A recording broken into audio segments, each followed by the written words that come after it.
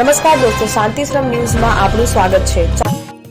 બનાસકાંઠાની બનાસ બેંકની ચૂંટણીમાં જે પરિવર્તન થયું છે, ફરી એકવાર બનાસ બેંકનું ચેરમેન પદ પશ્ચિમ તરફ ગયું છે। ચેરમેન પદે કાંકરેજના ડાયાભાઈ પિલિયાતરની વરણી કરવામાં આવી છે, તો વાઇસ ચેરમેન પદે રાધનપુરના કેશુભા પરમારની વરણી કરાઈ છે।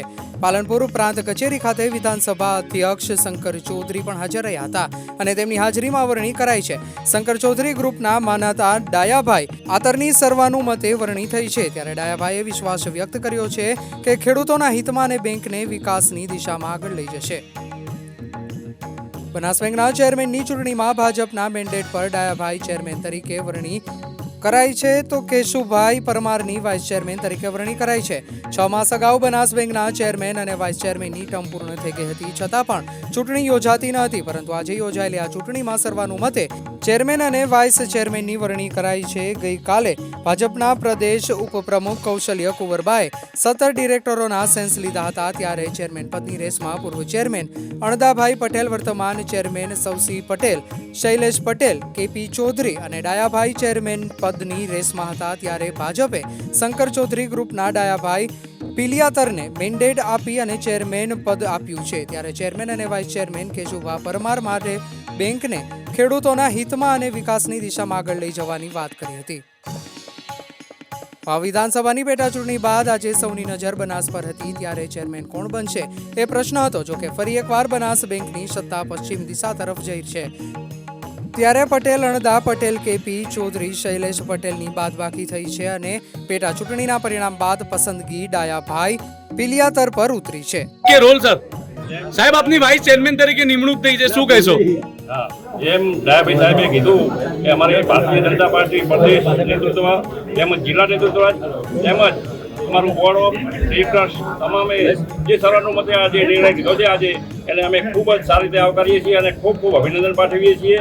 અને જેમ આજે ધારો કે મેં ખુદ મારી કોઈ ઈચ્છા પણ વ્યક્ત ક્યારેય નથી કરેલી, બીજાની ભલામણો કરેલી, તેમ છતાં પણ આ પાર્ટીએ જે મારી પસંદગી કરી છે, ધારો કે ડિરેક્ટરોમાં હું અમારી લઘુમતી કહેવાય 1 કે 2 ડિરેક્ટર હોય, તેમ છતાં પણ પાર્ટી આપી છે, એ બદલ હું પાર્ટીનો ખૂબ ખૂબ આભાર માનું છું। ઓકે,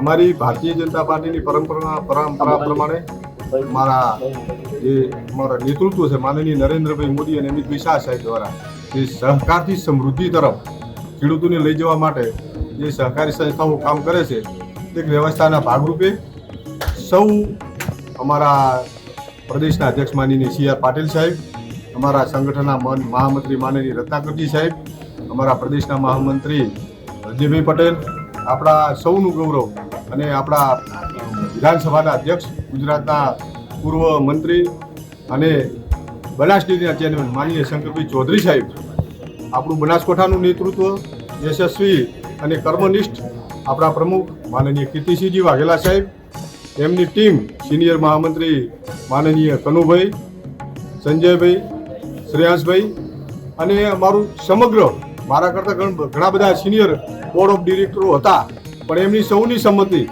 મારી દરખાસ્ત અમારા ચેરમેન માનનીય સવસીભાઈ ચૌધરીએ મૂકી અને એને ટેકો અમારા વાઇસ ચેરમેન માનનીય પીરાજી ઠાકોરે આપ્યો। આમ સર્વાનુમતે સૌએ સાથે મળી અને બનાસકાંઠાના સહકારી ક્ષેત્રના વિકાસ માટે અને બનાસકાંઠાનું તમામ નેતૃત્વ મારા બોર્ડ ઓફ ડિરેક્ટર્સ તમામે જે મને સર્વાનુમતે વરણી કરી એ બદલ હું રાષ્ટ્રીય નેતૃત્વનો, પ્રદેશના નેતૃત્વનો, આપણા ડાયનેમિક આપણા મુખ્યમંત્રી મારે ભૂપેન્દ્રભાઈ પટેલ સાહેબનો, મારા સહકાર મંત્રી જગદીશભાઈ વિશ્વકર્માનો અને સમગ્ર અમારી ભારતીય જનતા ટીમનો અને અમારા બોર્ડ ઓફ ડિરેક્ટરનો હૃદયપૂર્વક ખૂબ ખૂબ આભાર માનું છું।